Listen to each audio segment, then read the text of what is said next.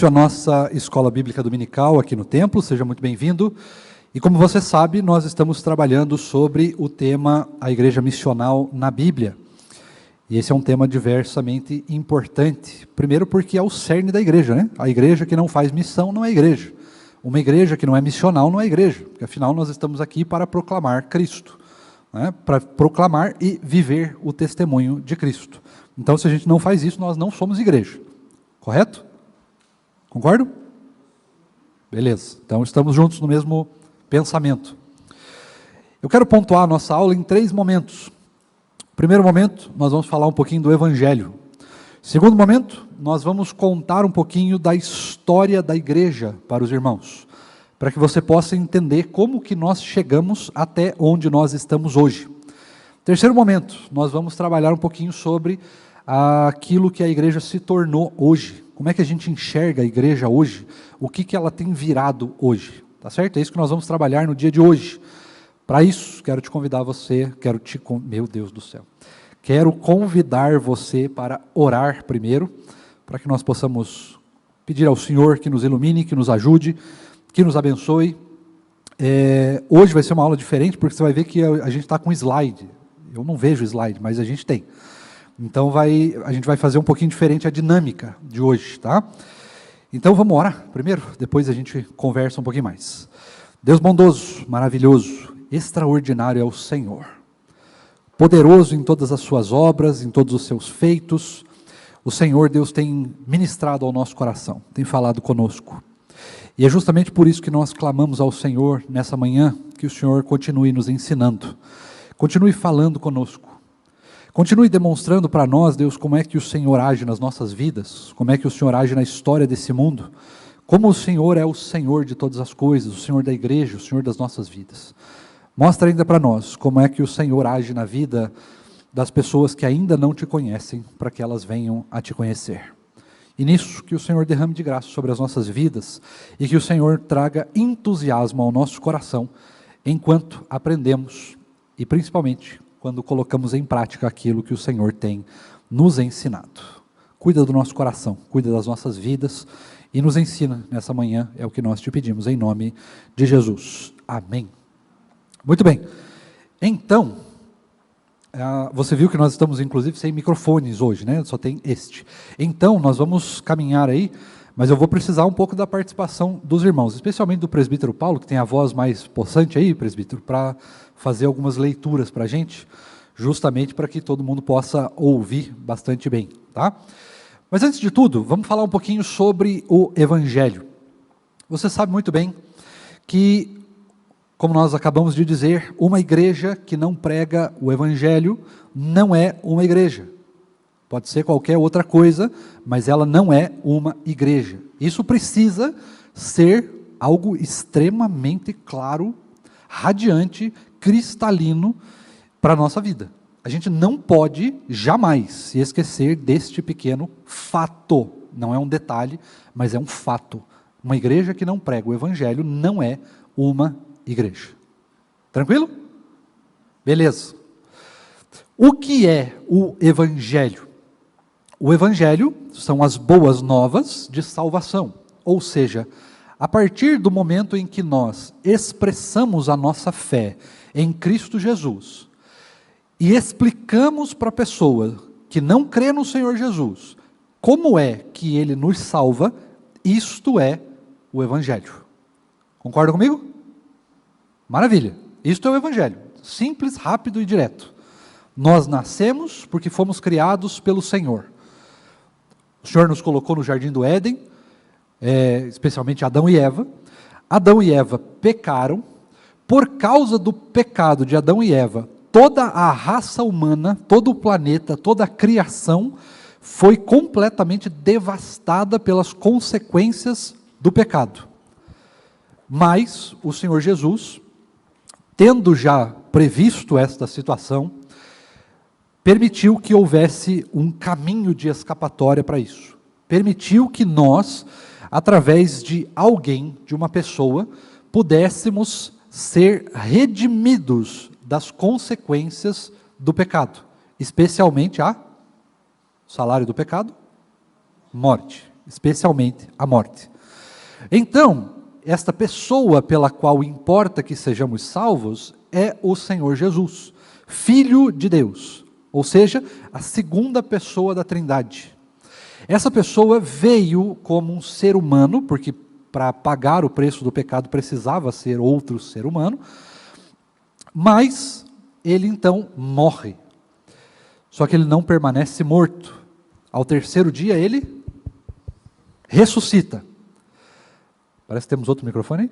Se eu ouvir direito. Ah, olha só. Oi? Não é? E ele ressuscita. A partir do momento, então, que Cristo ressuscita, nós podemos, então, ter a alegria, o contentamento, a satisfação e a esperança de que aquilo que aconteceu é absolutamente verdadeiro, e então nós vamos expressar isso para as pessoas. Cristo morreu pelos seus pecados, por causa do amor que Deus tem por nós, Ele deu o seu próprio Filho, e aí, quando nós cremos nesse Filho de Deus amado do Senhor, nós então somos ressuscitados juntamente com Cristo. Nós nascemos de novo. E quando nós nascemos de novo, nós recebemos bênçãos espirituais. Nós podemos orar, nós temos acesso a Deus. Nós temos a palavra de Deus, nós podemos ouvir a voz do Senhor, nós somos guiados por esta palavra. E mais do que isso ainda, nós somos comissionados a pregar este evangelho para pessoas que ainda não creem no Senhor. E quando tudo isso aqui acabar, ou nós passaremos pela morte e então seremos ressuscitados por Cristo, ou então o Senhor Jesus vai voltar antes que nós experimentemos a morte e nós também estaremos com Ele na nova Jerusalém celestial. Isto é o Evangelho. Este é o resumo daquilo que nós precisamos pregar para as pessoas. O mundo está em pecado, nós temos uma solução. Esta solução é Cristo, que morreu pelos nossos pecados, mas ressuscitou ao terceiro dia. E porque Ele ressuscitou ao terceiro dia, os efeitos do pecado vão sendo cancelados na nossa vida e nós somos santificados. E aí tem toda uma série de doutrinas que nós podemos trabalhar. Mas o resumo do Evangelho é esse. E nós precisamos proclamar este Evangelho. Nós precisamos anunciar ao mundo que Cristo morreu pelos nossos pecados, porque Deus nos amou de tal maneira que deu o seu Filho unigênito para que todo aquele que nele crê não pereça, mas tenha a vida eterna. Este é o resumo do Evangelho. Nós precisamos comunicar isso ao mundo. Perfeito? Ok. Agora que nós vimos então a primeira parte, que é o Evangelho, nós vamos mergulhar um pouquinho na história da igreja. Porque você sabe muito bem que a história da igreja, ela passa por algumas partes, por alguns momentos muito específicos. E esses momentos, eles precisam ser compreendidos por nós. Talvez você não consiga memorizar todas as datas, talvez você não consiga memorizar todos os nomes, todos os acontecimentos que tiveram ao longo da história da igreja, mas pelo menos um vislumbre dela, você precisa ter na sua mente. Por quê? Porque quando nós estudamos a história da igreja, nós podemos perceber aonde nós chegamos e principalmente por que nós chegamos aonde estamos hoje. Por que é que hoje existe neopentecostalismo, por exemplo? Por que é que hoje as pessoas não tratam mais a igreja como igreja, mas tratam a igreja como outras coisas? Por que é que hoje nós temos vamos dizer assim, entre aspas monstruosas, um evangelho que não é mais o evangelho de Cristo? Ou porque nós temos uma pregação nas igrejas, pelo menos na maioria delas, que prega muito mais sobre o eu, sobre o egocentrismo, ou seja, o eu no centro de tudo, eu sou melhor, eu sou bom, eu sou digno, eu que presto, eu que preciso de tudo, eu sou maravilhoso. Por que é que nós chegamos neste ponto? O que é que fez na história da igreja nós chegarmos até onde estamos hoje? Por que é que as pessoas pensam o que elas pensam hoje? Por que é que nós vivemos do modo que nós vivemos hoje? Isso daí nós vamos encontrar quando nós olhamos para a história da igreja. Vamos começar? Vocês estão prontos? Agora o problema é o seguinte, eu não sei se eu estou pronto, porque decorar tudo esse negócio vai ser complicado. Então vamos lá. Primeira coisa que nós temos, história da igreja primitiva. A igreja do começo de tudo. A igreja primitiva, ela começa no ano 0, que é o ano que Jesus nasceu, e ela vai então até mais ou menos o ano 390, mais ou menos ali, finalzinho do primeiro, segundo, terceiro século. Finalzinho do terceiro século. Tá? Por quê? Acontece um fenômeno aqui. Como é que nós entendemos a igreja dos primeiros séculos? Como é que a gente entende o que é uma igreja primitiva? A igreja primitiva é a igreja que está baseada no ensinamento direto dos apóstolos. E essa igreja que nós chamamos de primitiva, ou igreja apostólica, ou igreja dos pais, né, da igreja, a igreja patrística, que se chama assim também, nós entendemos ela como uma igreja totalmente independente. E como é que ela muda? Ela muda mais ou menos ali no finalzinho do terceiro século, quando ela é institucionalizada, ou seja, ela se torna uma igreja estatal. Ela se torna parte do Estado.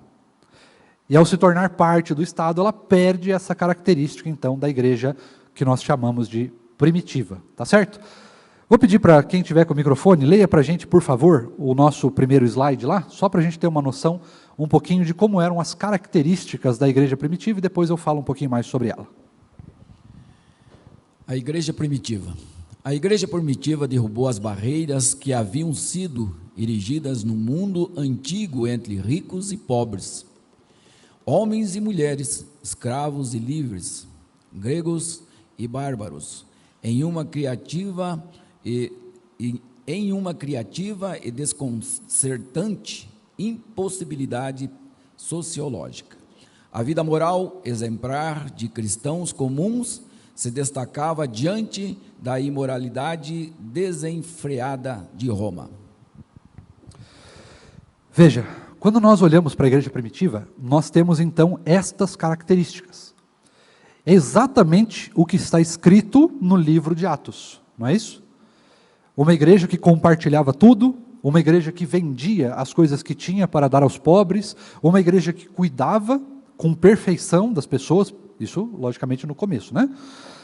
Nós temos uma fé completamente inabalável em Cristo Jesus, de modo que essa fé era levada até as últimas consequências, quase que na maioria das vezes, porque as pessoas davam as suas vidas pelo Evangelho. Ou seja, o Evangelho naquela época era algo tão dissonante, era algo tão extraordinário, tão maravilhoso, tão magnífico e tão impactante na vida das pessoas, que não havia problema algum em dar a sua vida pelo Evangelho, em dar a sua vida por amor a Cristo. Não havia nenhum problema com isso, não havia nenhuma dificuldade com isso. As pessoas iam para a morte com até certo orgulho. Nós encontramos aí diversas histórias a respeito disso, ao longo de como nós entendemos, né, e conhecemos a história dos mártires, aqueles que morreram pelo Evangelho. Quando nós olhamos para isso, nós precisamos reparar, irmãos, que realmente as coisas mudaram, não é? Hoje em dia, é verdade que mais ou menos uns 350 a 400 milhões de cristãos sofrem no mundo algum tipo de perseguição severa. Algum tipo de perseguição severa. O cálculo é de mais ou menos 150 a 200 mil cristãos que morrem todos os anos por causa da perseguição do Evangelho. Esse número permanece, esse número existe, essas pessoas continuam existindo. A igreja do primeiro século não morreu, ela não se perdeu, mas ela diminuiu a sua existência aonde não há tanta perseguição assim. A maior igreja que nós temos hoje, segundo o que nos revelam os estudos e as perspectivas aí das missões internacionais, é a igreja da China, mais ou menos, pasmem os senhores, 180 milhões de cristãos que estão sendo completamente perseguidos e massacrados todos os dias. E é uma igreja que continua crescendo. Enquanto isso, nós temos aqui no nosso país cerca de 60 milhões, se nós colocarmos os católicos, vai um pouco além dessa conta, mas se nós fecharmos a conta só com os reformados, são mais ou menos, reformados eu digo protestantes, né? Evangélicos, são mais ou menos 60 milhões. Só que desses 60 milhões, nós aqui que conhecemos a realidade do nosso país, bem sabemos que não são 60 milhões, né? São bem menos do que isso.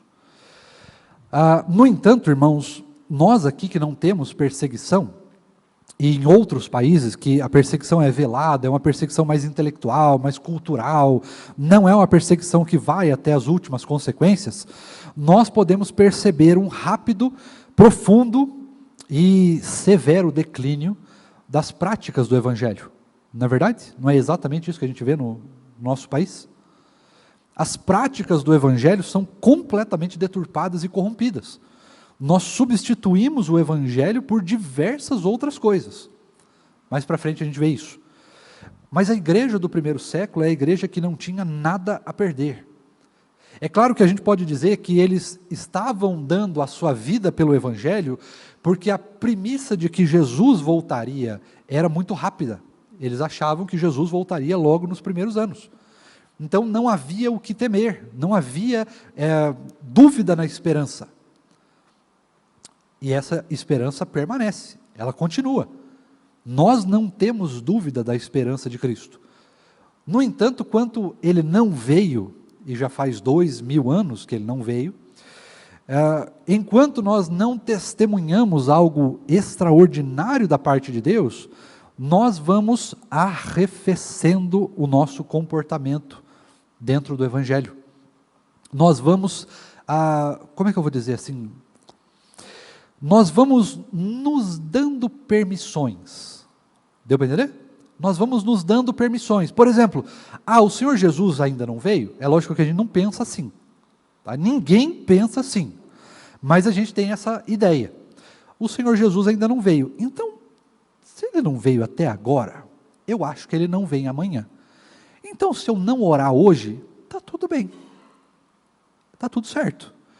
Porque ele não veio até agora, ele não vai vir, não é amanhã que ele vai vir, né? Poxa vida. Então eu acho que eu posso ficar um dia sem orar.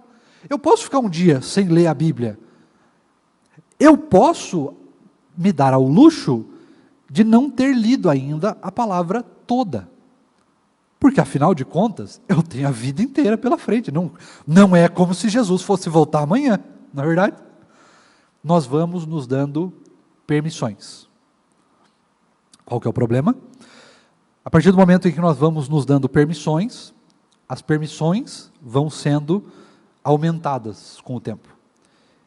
E aí nós vamos nos chegando próximos do abismo, não é verdade? E aí quando você chega perto do abismo, você de livre e espontânea vontade caminha perto do abismo, e então você cai no abismo, você não pode ser desculpado como um acidente, não é verdade? Porque você quis caminhar lá perto. Então as fronteiras vão sendo alongadas. Durante 300 anos da igreja primitiva, nós vimos os cristãos morrendo de diversas e diversas maneiras. Ora na arena, ora em torturas inimagináveis, ora como lamparinas, para aqueles que se lembram, né? Houve uma época em que a perseguição era tão severa em Roma, que os imperadores mandavam os cristãos servirem de tochas para iluminar a cidade durante a noite. Tá? Então nós tínhamos esse tipo de situação. Nós ainda temos esse tipo de situação hoje, porque ainda há pessoas que morrem por causa do nome de Cristo, por apenas professarem a sua fé em Cristo.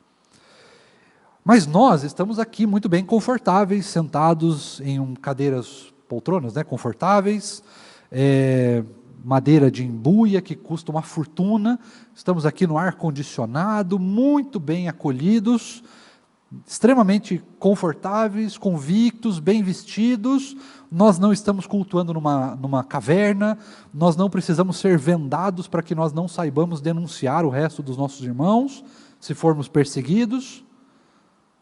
nós não precisamos estar escondidos, nós temos a palavra na nossa língua em centenas de versões diferentes, nós temos livros, temos seminários, temos igrejas de todo tipo e toda ordem que você puder imaginar, cultos feitos nas mais variadas formas, nós estamos bem, estamos seguros. E por causa disso, muitas vezes nós nos damos ao luxo de não pregar o Evangelho como se fosse a coisa mais importante das nossas vidas, porque às vezes não é mesmo.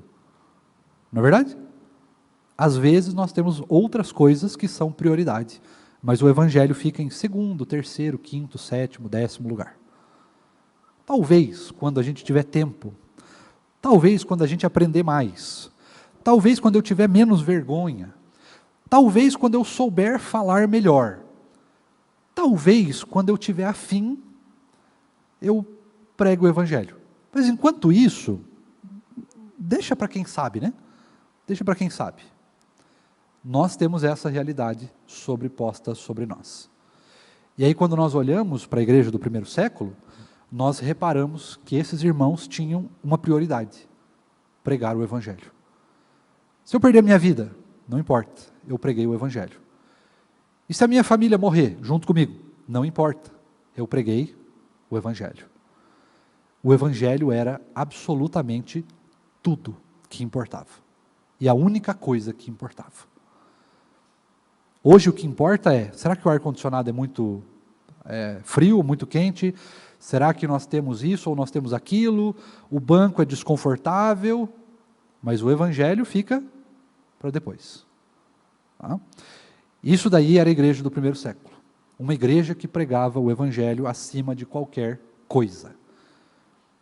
E aí eu te pergunto, será que nós precisamos voltar à igreja do primeiro século? Com certeza não, porque eu prefiro pregar o Evangelho com ar-condicionado, é muito melhor. Temos que concordar que é muito melhor. Agora, independente de qualquer coisa, nós precisamos pregar o Evangelho. Ponto final. As circunstâncias não importam, mas nós precisamos pregar o Evangelho. Deu para entender? Primeira parte, tranquilo? Vamos para a segunda parte? Quem puder, muda lá o segundo slide. E aí nós vamos caminhar agora um pouquinho mais para frente, porque agora as coisas mudam. A partir então do terceiro século, há uma diferença na forma como a igreja se comporta. O Senhor Jesus não veio, Ele não voltou ainda, mas então nós temos agora uma forma nova de nos estruturarmos, de nos reunirmos, de montarmos a estrutura de igreja, de pensarmos essa estrutura. Tudo isso começa mais ou menos ali no ano 312, quando um dos imperadores romanos diz que se converte ao Evangelho. Nós não temos como averiguar isso, porque ele já faleceu, e nós não temos muitos frutos dele escritos para podermos comprovar, mas diz ele que se converteu, 312. A partir... Oi? Foi, Domiciano.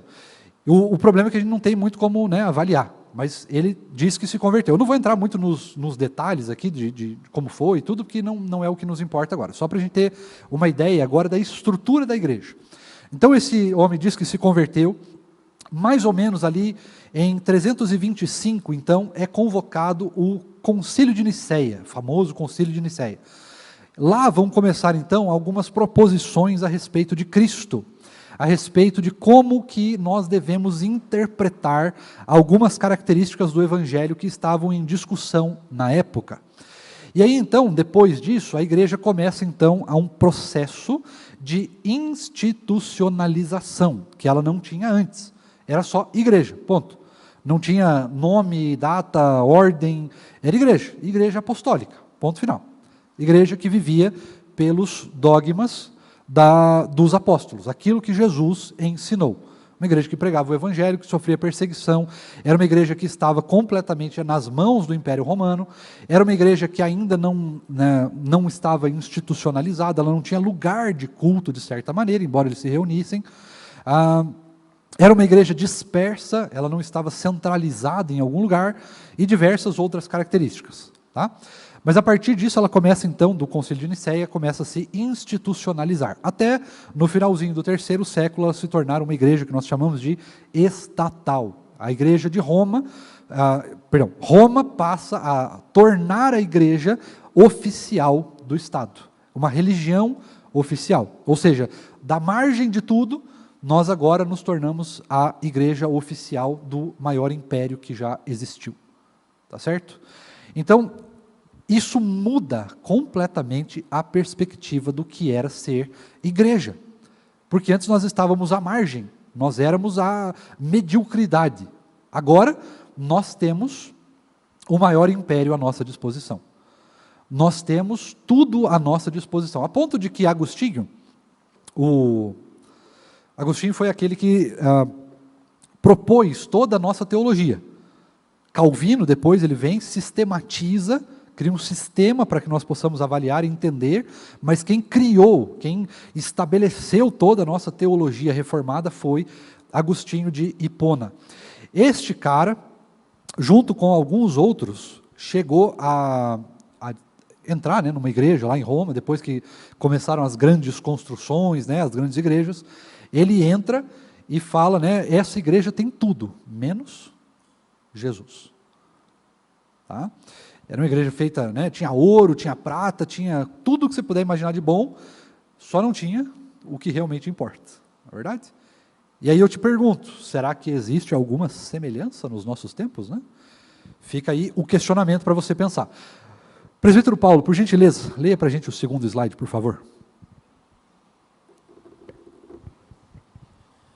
A cristandade como igreja estabelecida.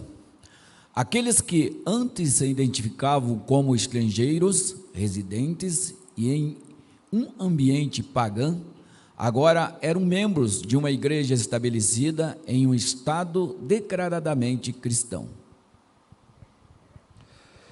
A partir desse momento, nós começamos então a ter um novo movimento, uma nova forma de pensar a igreja.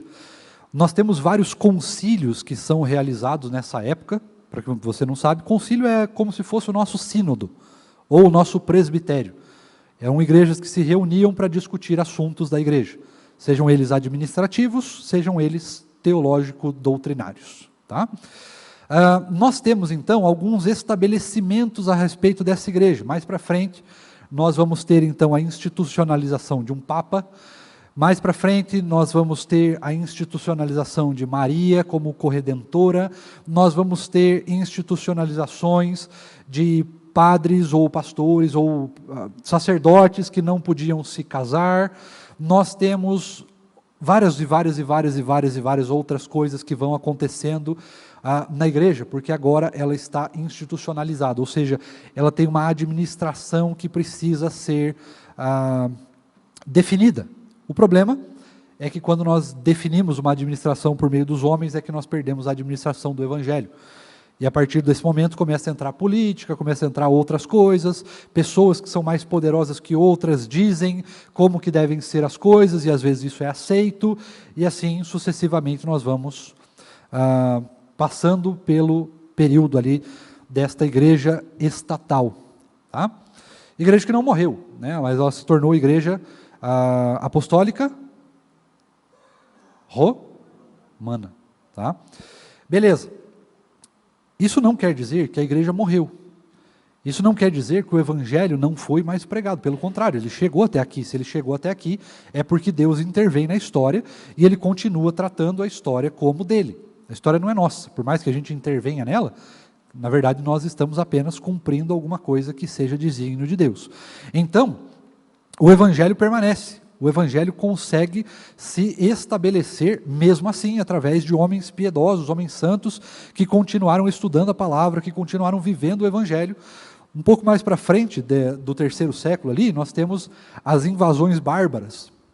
E juntamente com as invasões bárbaras, né, dos vikings e coisa e tal, nós temos missionários que continuam sendo enviados para essa nação, ou são enviados, ou vão por livre e espontânea vontade, e muitos morrem lá.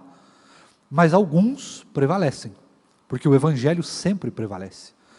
Então, embora alguns deram a sua vida pelo evangelho, o evangelho não foi perdido, essas vidas não foram perdidas, e eles continuaram pregando o evangelho para todos os povos, línguas e nações que eram possíveis de se pregar naquela época, e o evangelho foi criando raízes, ele foi se multiplicando, e ele continuou vivo até hoje.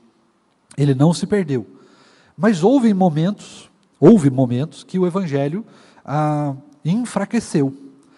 Ele se tornou um evangelho apenas cultural. As pessoas tinham que cumprir ritos evangélicos, ritos culticos, cerimoniais, porque a igreja era estatal. Ou seja, se você não faz aquilo que a igreja manda, você está em descaso com a lei. Você está num lugar ruim. Você se torna margem da sociedade. Você não está mais em um lugar de prestígio, como estava antes. Então as pessoas começam a ir nos cultos, porque é obrigatório ir nos cultos. Mas elas não entendem porque elas estão ali. Não há fé genuína em todos. Na maioria das pessoas há uma fé superficial. Há uma fé que é meramente religiosa. E nós então perdemos a característica de evangelho e nós nos tornamos então uma igreja religiosa. É isso que aconteceu. Mas ainda assim o evangelho não se perde e mesmo tendo essa característica, a igreja continua, ou melhor, a igreja não, Deus continua levantando homens e mulheres que servem o Senhor e continuam amando o Senhor, mesmo independente da religião, independente de qualquer coisa, continuam amando o Senhor, amando a sua palavra, buscando conhecê-lo, e o Senhor continua agindo.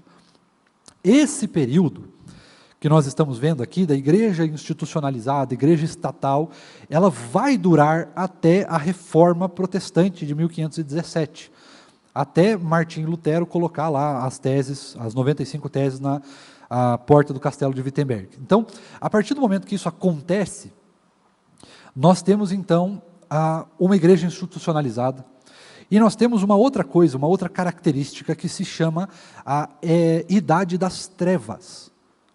Isso daí foi postulado depois, né, logo a partir do momento que veio o iluminismo, mas nós temos então essa Idade das Trevas, nós temos esse período em que houveram as cruzadas, período que cristãos mataram muçulmanos mataram cristãos, nós temos a política desenfreada, nós tivemos papas adúlteros, teve coisa que você não faz ideia, mas não vem ao caso. Mas o que importa aqui é que nós tivemos muita coisa ruim nesse período, mas o evangelho continua vivo. A partir de então, quando chega a Reforma Protestante, nós temos um acendimento da chama do Evangelho. As coisas começam a mudar de uma maneira muito radical. A institucionalização da igreja se perde, nós quebramos o monopólio de Roma, de certa maneira, nós tiramos essa igreja estatal e agora volta aquela característica de igrejas independentes do Estado. São igrejas que voltam à prática exclusiva da palavra de Deus. Perfeito. Beleza, nós temos então a reforma. Reforma que foi feita em 3 partes, né, por Lutero, Zwinglio e Calvino. E nós temos então essa igreja crescendo ao longo desse período da reforma, de 1517, até mais ou menos ali 1555, quando começa mais ou menos a contra-reforma. A igreja católica não permaneceu quieta nesse período, e aí nós temos então esse processo de contra-reforma. Esse processo de contra-reforma, na verdade, foi uma guerra. Tá? E aí ficou Estado contra Estado, lutando contra um outro Estado. Então ficou igreja lutando contra a igreja, cristãos lutando contra cristãos, de certa maneira irmãos lutando contra irmãos. A partir desse momento, nós então temos uma nova ascensão no mundo. Algo novo começa a acontecer no mundo. As pessoas que antes eram só cristãs, em nome, elas começam a criar um novo movimento. Este movimento se chama de iluminismo. E aí nós vamos ler então, presbítero Paulo, por gentileza, o nosso 3º slide.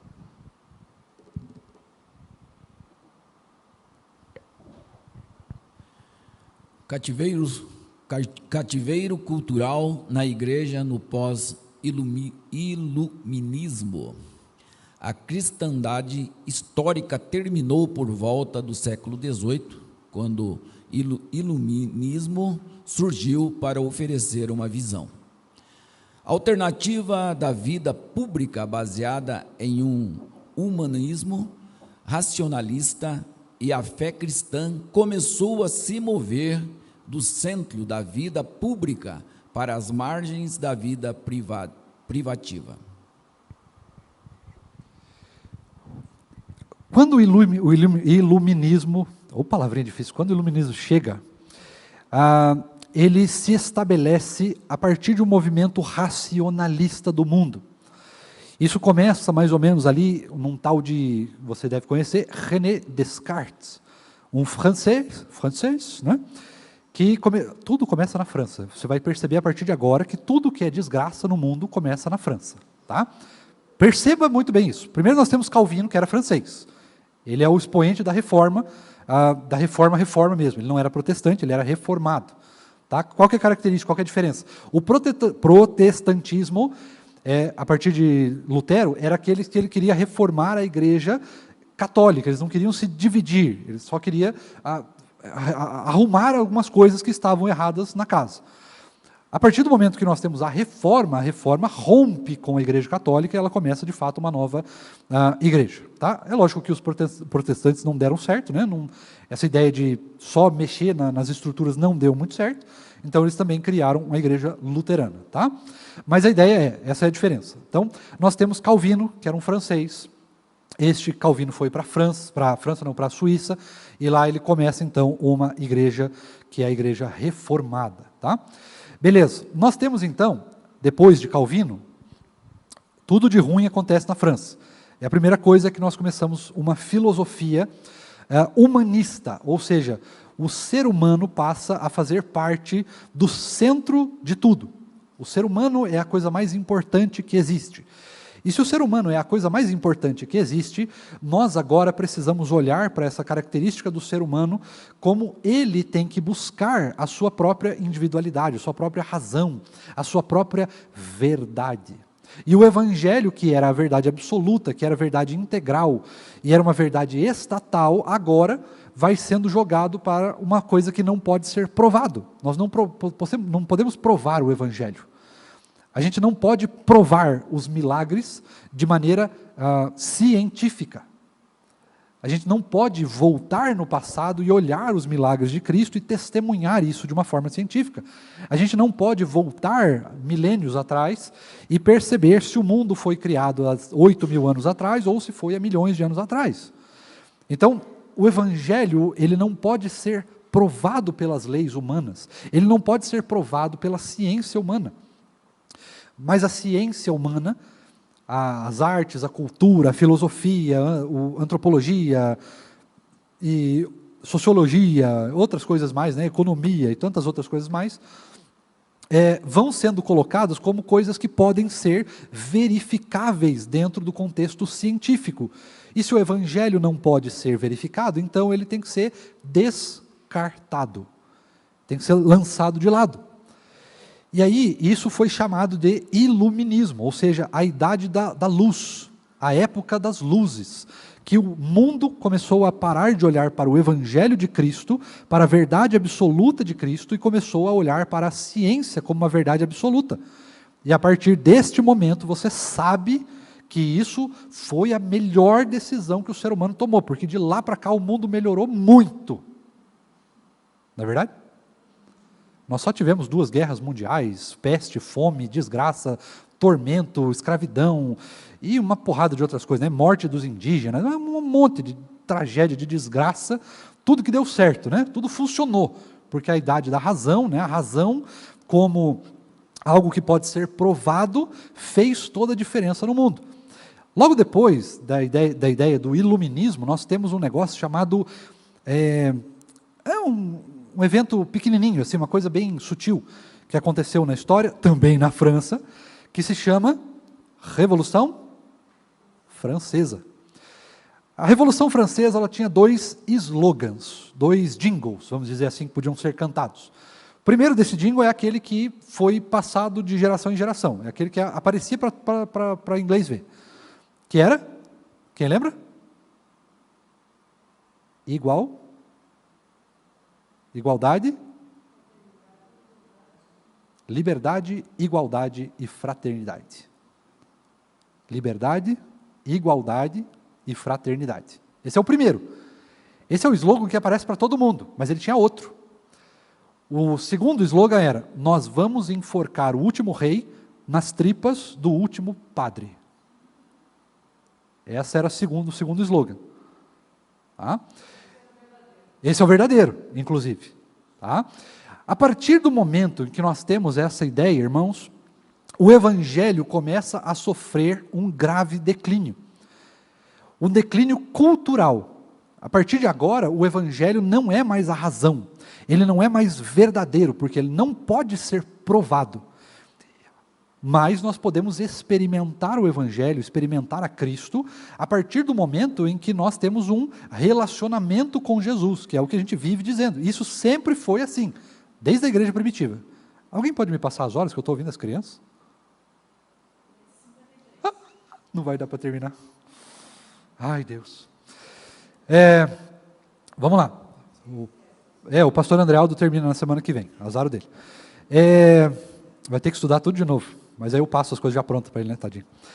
Agora, a questão é assim, vamos lá, para a gente terminar nessa primeira parte aqui. Nós temos então, a partir do iluminismo, essa ideia de que o evangelho agora, ele não é mais obrigatório. Você não tem mais obrigação de ir para o evangelho. O evangelho é uma coisa que precisa te seduzir, precisa chamar a sua atenção. E aí sim você vai por livre e espontânea escolha até uma igreja. Ainda que a igreja nessa época era meio cultural, tinha modelos culturais econômicos, modelos culturais de administração, de um monte de coisa que ainda fazia parte, esta estrutura de cultura do evangelho foi se perdendo. Hoje o evangelho não é mais cultural. Se você reparar, nós não temos mais o mesmo apreço pelo Natal, o mesmo apreço pela Páscoa, o mesmo apreço pela cultura cristã de formação cultural, histórica, geográfica, política, econômica, administrativa. Não tem mais. Agora é cada um por si. Cada um busca a sua própria verdade, o seu próprio conceito de verdade. E o evangelho vai sendo renegado como uma posição cada vez menos desejável e cada vez mais marginalizada. E é exatamente isso que está acontecendo ainda hoje conosco. Pastor, mas o senhor falou que existem no Brasil 60 milhões de evangélicos. E é verdade. E cada vez esse número cresce mais. No entanto, o evangelho mesmo não existe.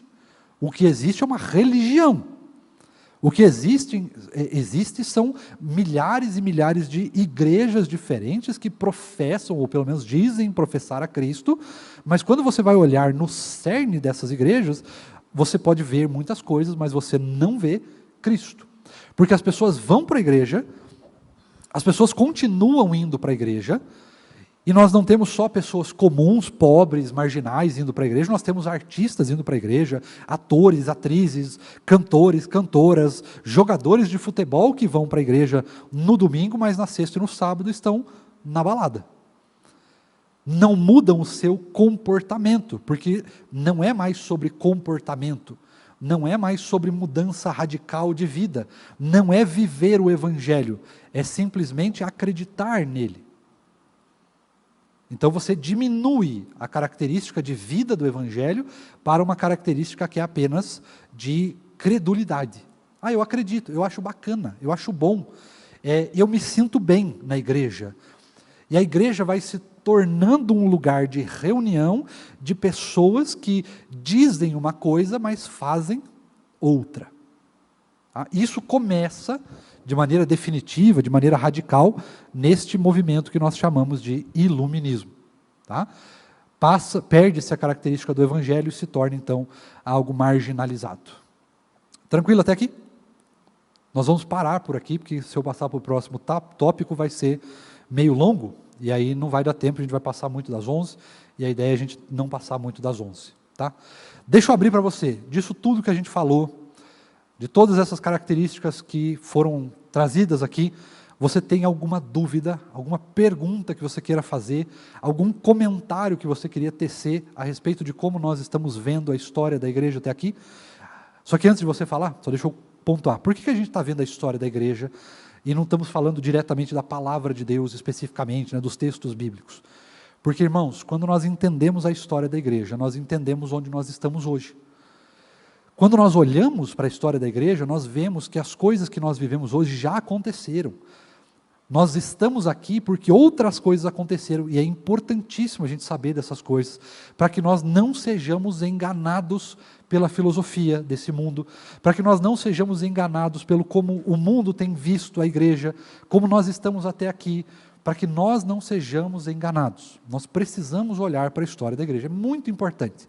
Como eu falei, você não precisa saber todas as datas, você não precisa saber todos os movimentos históricos, mas pelo menos um vislumbre disso você tem que ter. Puxa, nós estamos aqui hoje, a igreja vive o que ela vive hoje, porque um dia alguém propôs esse negócio de iluminismo aí. Alguém propôs que o evangelho não é a única verdade, que a gente tem que provar as coisas na ciência. Tá? A gente tem que saber pelo menos disso, porque aí nós conseguimos compreender por que a igreja vive o que ela vive hoje. E a partir disso nós conseguimos então olhar para a palavra de Deus com mais profundidade. E podemos olhar para a nossa vida, para a pregação do evangelho, para como a gente ora, para como a gente vive hoje, como nós damos testemunho de Cristo hoje, e perceber se esse testemunho de Cristo, ele é um testemunho bíblico ou ele é um testemunho meramente religioso, filosófico ou cultural. Perguntas, irmãos? A palavra está com os irmãos.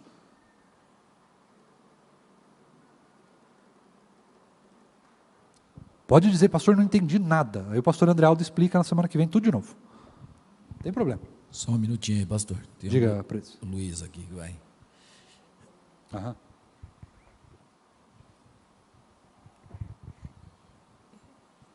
Pastor, Diga. não é uma dúvida, nem uma pergunta, é mais um comentário, né? Uhum. Principalmente essa parte que o pastor falou agora por último. Meu filho Lucas, ele tem participado dos cultos da juventude, escola dominical e tudo. E acho que foi umas 3 ou 4 semanas atrás, foi tocado num tema que ele tem conversado bastante comigo e me chamou a atenção também, que é: hoje nós temos muitas pessoas convencidas e não convertidas. Né? Sim, exato. Então, isso eu acho que é uma coisa bem interessante. E a gente tem conversado bastante, eu e ele, né? Porque isso deu um toque muito grande na cabeça dele, né? Uhum. E a gente tem estudado. E acho que tem muito a ver com isso que o pastor falou agora no finalzinho. Isso. Não, muito importante, muito importante. Porque é exatamente isso. Nós temos pessoas que são convencidas do evangelho. Ou seja, eu acho que isso daí tem alguma razão, tem alguma verdade. Mas essa verdade não necessariamente precisa ser vivida. Eu não preciso morrer pelo evangelho. Eu acredito nele, mas espera lá, né? Também tem seus limites. Então é mais ou menos isso. E isso acontece muito, mas muito mesmo.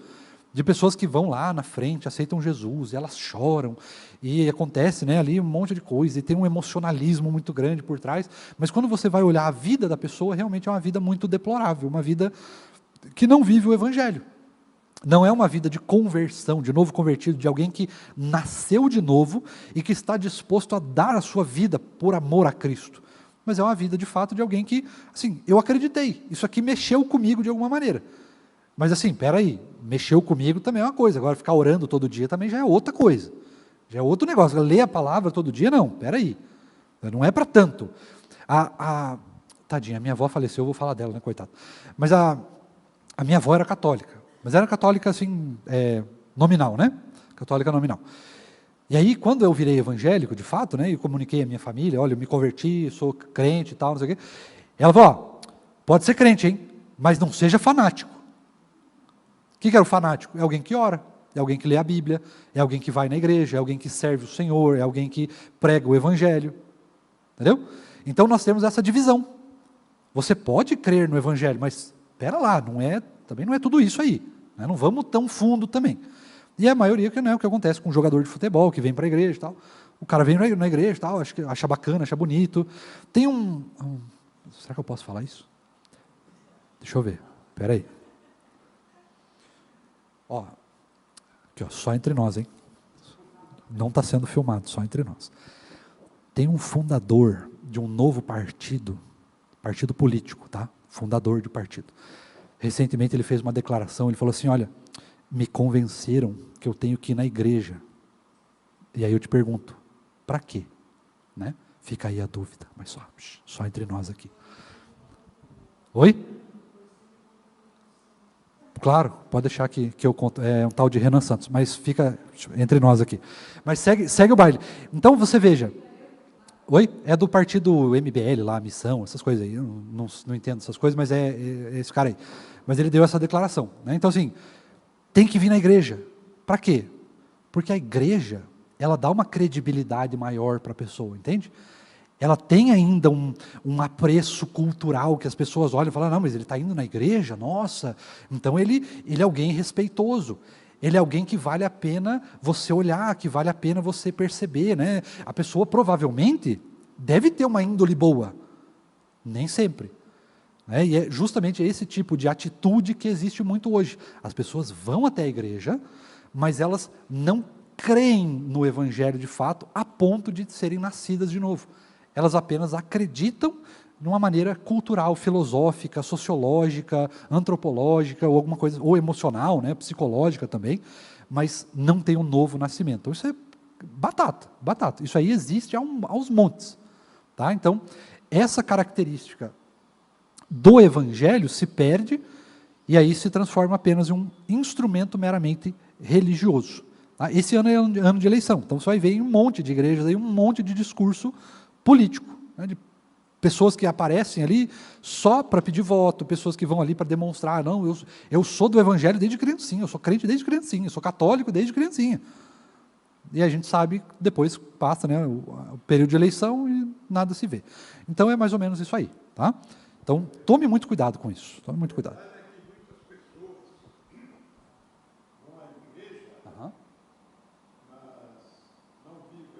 Exato, exatamente.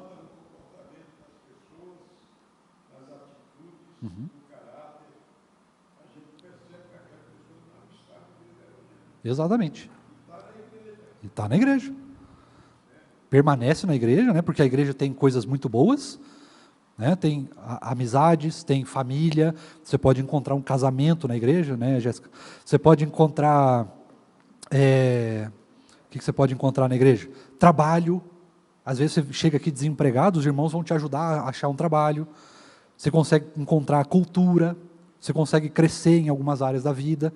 Às vezes tem algumas igrejas, por exemplo, que pagam faculdade para as pessoas, né? Tem bolsa de estudos. Então você tem muitas vantagens na igreja que não são necessariamente correspondidas do evangelho. São apenas, né, nós temos boa gente. Nós cuidamos uns dos outros, nós cuidamos dos nossos. Às vezes mal é mal, mas cuidamos dos nossos. Nós fazemos o possível dentro das nossas condições. E isso é bom, isso é maravilhoso. Mas às vezes não, desculpa, só isso não resolve. Nós temos que pregar o evangelho. Pregar o evangelho até que a pessoa de fato se converta, nasça de novo. E não seja só um mero espectador do evangelho, não seja apenas um religioso, mas seja de fato um servo de Cristo Jesus. Que mais? Mais alguém?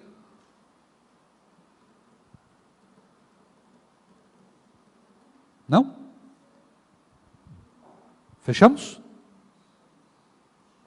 Então, na semana que vem, o Reverendo Aldo continua tratando desse assunto, e aí nós vamos então chegar até as imagens, que é mais ou menos onde nós estamos hoje, né? Olhar a igreja na perspectiva do mundo. Então as pessoas vão para a igreja hoje para quê? Com que a igreja hoje ela se parece? É isso que a gente vai ver um pouquinho na semana que vem também, tá certo? Vamos orar? Deus bondoso e maravilhoso, nós te louvamos, te exaltamos pelo dia de hoje. Deus, obrigado por essa aula que tivemos. Deus, obrigado porque o Senhor fala conosco. Obrigado por nos ensinar a respeito da história, de como a igreja tem vivido hoje. Obrigado porque o Senhor permanece sendo o dono da história e por causa do seu amor, por causa da sua graça, da sua bondade, o Senhor controla a história. Não é a história que controla o Senhor, não é a cultura que controla o Senhor, não é a filosofia, mas é o Senhor que controla todas as coisas.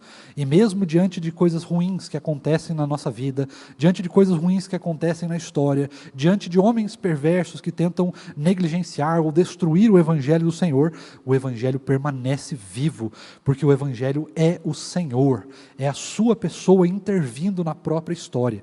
E por causa disso nós te louvamos e te agradecemos, porque sabemos e temos confiança e convicção de que o Senhor jamais vai deixar a igreja ser destruída, o Senhor jamais vai deixar o Evangelho se perder, porque o Senhor tem o maior interesse de que o Evangelho seja testemunhado e pregado a todas as criaturas, a todas as nações desse mundo. E nós clamamos, Deus, para que o Senhor, através desses estudos sobre missões, O Senhor nos ajude a perceber o quanto é importante que nós, de fato, preguemos o Teu Evangelho. E para isso nós clamamos que o Senhor nos ajude, nos fortaleça e, por favor, nos capacite, em nome de Jesus. Amém.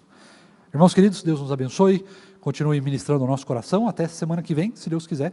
Nos vemos também no culto à noite, se você puder também, esteja aqui na reunião de oração às 18 horas. Tá certo? Deus abençoe.